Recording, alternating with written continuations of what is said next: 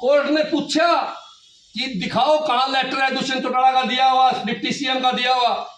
तब एडीजीपी साहब ने कहा कि उसने फोन करके हमें आदेश दिया था। शर्म की बात है, शर्म की। एक गरीब मजदूर ठेके के सामने बैठ के एक दारू पी ली उसने, तो उसने तो जेल काटी। और इनके अधिकारी बड़े बड़े जो लोग लाखों रुपए देते हैं उनको कोई जेल नहीं। एडीजीपी साहब के कमाल देखो आप।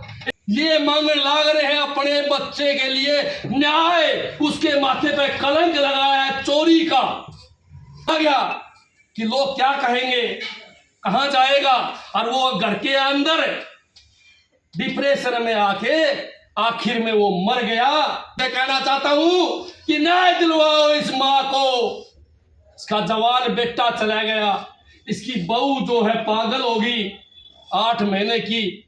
कितना बड़ा दुख है। किसी के घर में अगर ऐसा दुख होता है तो उनको पता चलता है कि किस प्रकार ये दानव बने घूम रहे, किस प्रकार यह सरकार दानवों की सरकार है। सीएम का इसे बड़ा और क्या दिखाया आप लोगों को। ये तो सबूत है, सबूत साफ दिखाई दे रहा है। डिप्टी सीएम ने लोगों को बचाया। आज 3 नेता और इनको बचाने में लगे हुए हैं। उनका नाम भी उजागर करूंगा जल्दी। बेटा तो मर गया, पर चोरी का जो दाग लगा हुआ है वो मिट जाए। इस बात को बहुत ऊपर तक पहुंचाओ और इस मां को न्याय दिलवाओ। कांड को लेके आपके सामने आया हूं कि किस प्रकार इस सरकार में पुलिस दादागिरी करने लग रही है, किस प्रकार पीड़ित को न्याय नहीं मिलने लग रहा, और किस प्रकार ये साबित करूंगा कि जेलों के अंदर निर्दोष लोगों को ठोका जाता है और दोषियों को बचाया जाता है।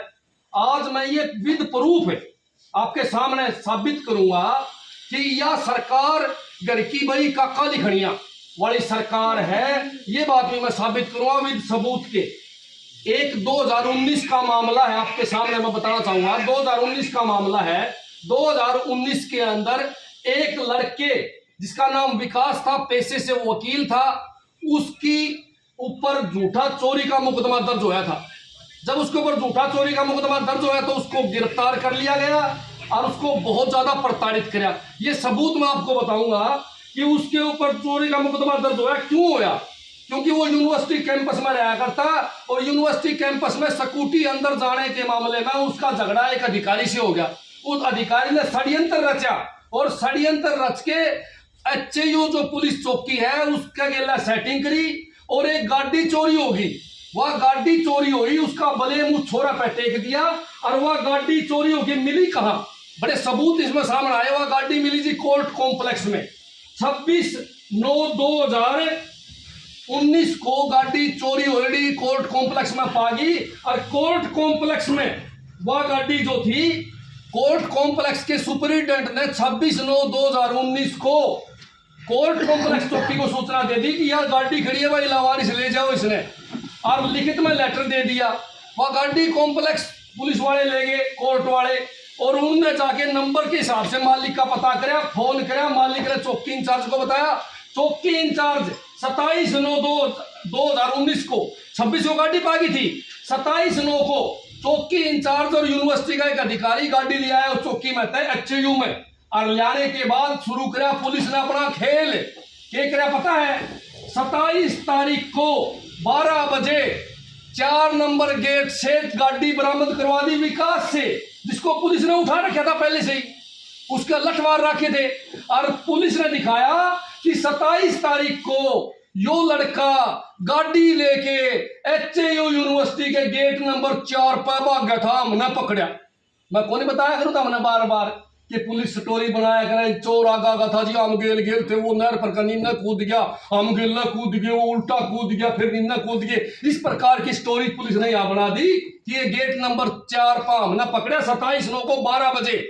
लेकिन गाड़ी कब पागी थी? 26 तारीख को। 26 को पहले दिन गाड़ी पागी थी। पुलिस रिकॉर्ड में गाड़ी चढ़ गई थी, लेकिन उन्होंने वो मंड दिया उसके ऊपर केस और लड़का भेज दिया जेल। जेल के अंदर लड़का को भेज दिया और लड़के को बहुत अंदरूनी चोटें मारी उन लोगों ने, बहुत शर्मिंदा कराया, बहुत गलत हरकत उसके साथ करी गई। कारण यूनिवर्सिटी के कुछ बड़े अधिकारियों के षड्यंत्र के तहत पुलिस ने रपिए खा के पुलिस ने सेटिंग करके इस काम को कराया। और कितने निर्दोष लोगों के साथ ऐसा करती होगी पुलिस, इस बात से साबित होता है कि निर्दोष लोग जेल में और दोषी बाहर, कैसे मैं बताऊंगा आपको। एक बात और खास है कि उस लड़के का पुराना कोई आपराधिक रिकॉर्ड नहीं था, वो पेशे से वकील था, उसकी शादी हुए केवल 8 महीने हुए थे और 6 फीट का जवान लड़का था जिसको मार मार के पुलिस ने और मरने को मजबूर कर दिया। वो इतना सीधा साधा था कि 7 दिन जेल में से छूटने के बाद वो डिप्रेशन में चले गए और रोता रहा लगातार, घर अंदर घुस गया, घर के अंदर, घर से बाहर नहीं निकला। और फिर कुछ दिन बाद में वो मर गया और मरने के बाद उसकी घराड़ी जो 8 महीने की विधवा होगी वो भी पागल होगी। बहुत बड़ी बात है, जो भी आदमी सुनता है उसको बड़ी तकलीफ होती है। मेरे को भी तकलीफ हो रही इस बात की कि इतना जघन्य कांड करने के बाद इसके पिताजी को पता चला कि कोई ना कोई षड्यंत्र है। इसके पिताजी ने जब इंक्वायरी शुरू करवाई तो पूरा पुलिस प्रशासन और HAU यूनिवर्सिटी का VC उसको धमकाने लगा, तेरी बदली करूंगा, तेरे को बख्शूंगा नहीं, केस मत कर, वापिस कर ले, समझौता कर ले। लेकिन उसका पिताजी हिम्मत के साथ लगा रहा। और एक बात और बताऊंगा, उसने CM विंडो लगाई 6/2/2021 को।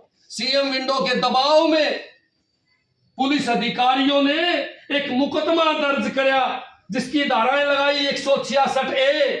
2021 में मुकदमा दर्ज होया, मामला 19 का था। 166A, 193, 196, 220, 342, 120B IPC के तहत 3 पुलिस अधिकारियों के खिलाफ और कुछ यूनिवर्सिटी के अधिकारियों के खिलाफ ये मुकदमा दर्ज कराया गया। इस मुकदमा दर्ज करने के बाद फतेहाबाद ASP ने इसकी जांच करी, ASP ने, IPS ने जांच करी और उस जांच में IPS ने ये सारे के सारे दोषी माने और बोले कि इनकी गिरफ्तारी करो। लेकिन ऐसा नहीं हुआ। ऐसा इसलिए नहीं हुआ क्योंकि 2022 में दोबारा से इस मामले को रीओपन किया गया और दोबारा इसकी जांच हुई और जांच के अंदर मुकदमा कैंसिल कर दिया गया। एक बार फिर जब मुकदमा कैंसिल हुआ तो पीड़ित परिवार हाई कोर्ट की शरण ली। जब वो हाई कोर्ट में गए तो केस देखकर जस्टिस साहब ने देखा कितना संवेदनशील मामला है, तो उसने तुरंत प्रभाव से हिसार के ADGP श्रीकांत यादव, हिसार के DSP अशोक कुमार और कईयों को वहां कोर्ट में तलब कराया, फटकार लगाई कोर्ट में बुला के। 2 दिन तक कोर्ट में खड़े रखे अधिकारी कि आप लोगों ने मुकदमा कैसे कैंसिल कर दिया। जब एक ASP ने जांच कर ली तो एक DSP मुकदमा कैसे कैंसिल कर सकता है। इसीलिए मनोज राठी कहता है कि पुलिस में तो वो काम चलता है घर की बई का काली खड़िया, मनमाव ऐसे काम करे। ADGP साहब ने वो काम करवाया एक DSP से, उसने मुकदमा कैंसिल किया। हाई कोर्ट ने संज्ञान लिया, हाई कोर्ट ने इनकी परेड कराई। तब ADGP साहब से पूछा कि किसके कहने से आपने मुकदमा कैंसिल किया। तब ADGP साहब ने कहा कि मेरे पास तो सुनने की बात है कि दुष्यंत चौटाला का फोन आया था। देखो इस केस में नेता भी इन्वॉल्व हो गई सरकार के।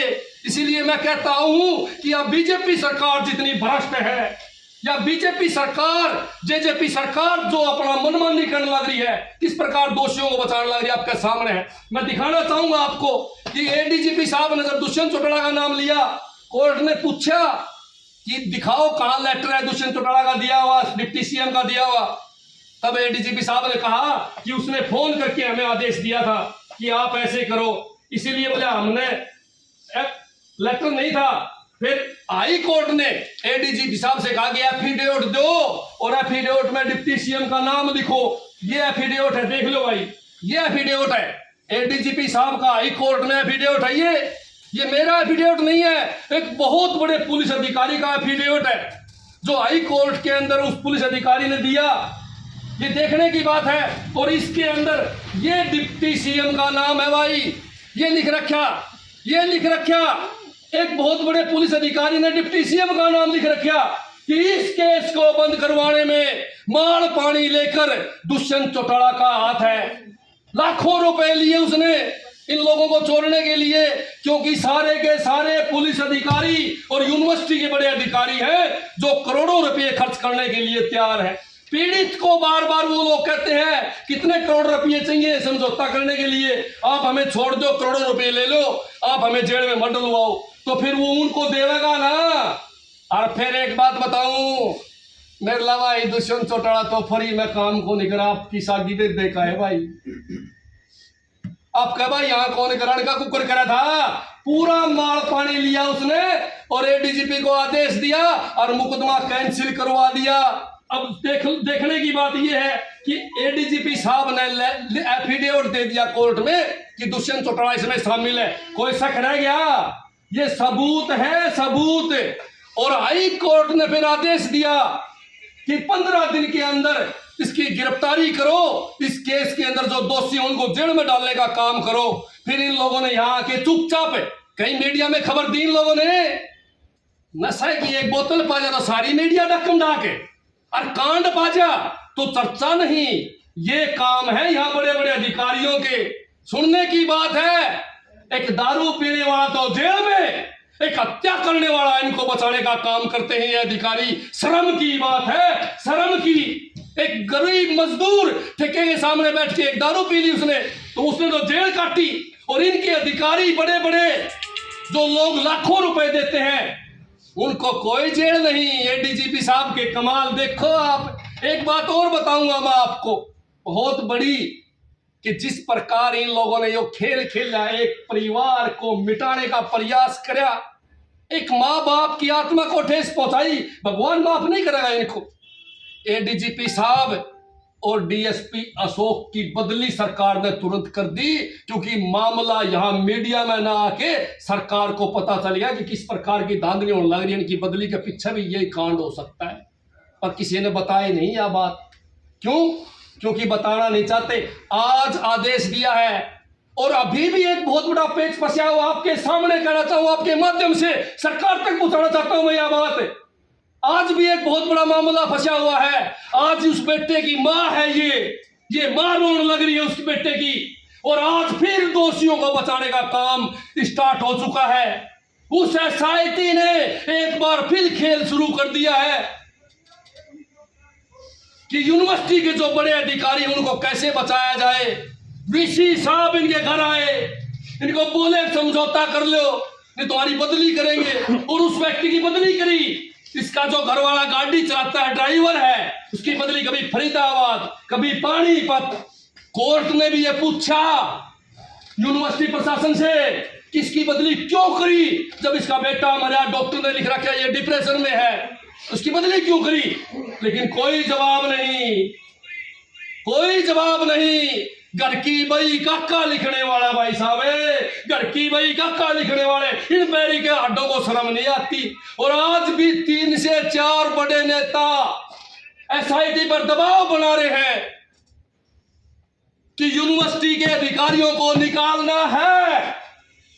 मैं कहना चाहता हूं आपके माध्यम से उन नेताओं को, इतना सस्ता नहीं है किसी का बेटा जो मार दिया अपराधी बच जाए। जहन्नुम तक लड़ाई लड़ेंगे। और मैं बताऊं आपके माध्यम से, अगर एक आदमी को भी छोड़ा गया तो हम इस केस को दोबारा हाई कोर्ट में लेके जाएंगे और हाई कोर्ट से मांग करेंगे कि इसकी जांच पंजाब में हो, पंजाब पुलिस इसकी जांच करे, और जो लोग अधिकारियों को बचाने वाले, चाहे एसआईटी हो चाहे कितना बड़ा अधिकारी हो, उसको भी पार्टी बनाने का काम करेंगे। जो इनको बचाने का काम करेगा उनको पार्टी बनाने का काम करेंगे। मैं तो आखिरी में एक ही बात आपको कहना चाहूंगा कि जिस इंसान में आत्मा है वो आज इस परिवार की मदद करो। ये धन नहीं मांगने लाग रहे किसी से, ये मांगने लाग रहे हैं अपने बच्चे के लिए न्याय। उसके माथे पे कलंक लगाया है चोरी का, जिसके कारण वो मर गया, चोरी के कारण मर गया। घर से बाहर नहीं निकले, वो वकील था, शर्मा गया कि लोग क्या कहेंगे, कहां जाएगा, और वो घर के अंदर डिप्रेशन में आके आखिर में वो मर गया। ये बहुत बड़ी बात है। मैं तो आपके माध्यम से कहना चाहता हूं कि न्याय दिलवाओ इस मां को।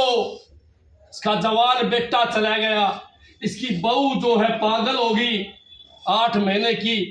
कितना बड़ा दुख है, किसी के घर में अगर ऐसा दुख होता है तो उनको पता चलता है कि किस प्रकार ये दानव बने घूम रहे, किस प्रकार यह सरकार दानवों की सरकार है, किस प्रकार इस सरकार ने अत्याचार करे हैं लोगों के ऊपर, किस प्रकार ये नेता अत्याचार करने लग रहे। ये तो सबूत है डिप्टी सीएम का, इससे बड़ा और क्या दिखाया आप लोगों को। ये तो सबूत है, सबूत साफ दिखाई दे रहा है कि डिप्टी सीएम ने लोगों को बचाया। आज 3 नेता और इनको बचाने में लगे हुए हैं, उनका नाम भी उजागर करूंगा जल्दी, सबूत है मेरे पास इन बातों के। मैं तो एक बात आपके माध्यम से लास्ट में कहना चाहूंगा कि माता जी को न्याय दिलवा दे। अगर कोई बात पूछनी है तो माता जी से पूछ सकते हो आप। किसी का कोई सवाल हो, कोई कुछ पूछना चाहता तो किस प्रकार प्रताड़ित कराए इनको, आपके सामने बैठी है, आपके सामने बैठी है कि पूरी यूनिवर्सिटी ने के बड़े अधिकारियों ने किस प्रकार इनको प्रताड़ित किया। 5 साल हो गए, 5 साल दंड भुगतते हुए।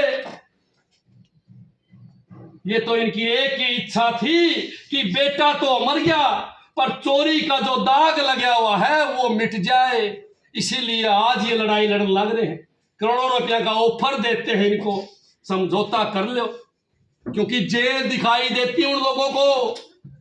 कांड तो कर दिया, अब जेल दिखाई देती है। मैं तो कहना चाहूंगा कि इस प्रकार का जो काम करने वाला कोई भी अधिकारी हो उसके खिलाफ हम आवाज उठाते रहेंगे, उससे लड़ते रहेंगे, चाहे हमारी जान भी क्यों ना चली जाए। ऐसे लोगों को बख्शेंगे नहीं जो इतना बड़ा अन्याय करते। कोई भी सवाल हो आपका पूछ लो, देने खातर तैयार है। कोई सबूत देखना हो आपको, सारे सबूत मेरे पास है, एक एक चीज मेरे पास है। और मैं तो आखिरी में यही बार बार प्रार्थना करूंगा आपके माध्यम से जनता से, इस बात को बहुत ऊपर तक पहुंचाओ और इस मां को न्याय दिलवाओ। इसके बेटे के जो माथे पे कलंक लगा हुआ है उसे मिटवाने का काम करो, ताकि उनको दंड मिले और इनका कलंक जो इसके बेटे पर लगा वो मिट जाए। बहुत बहुत धन्यवाद।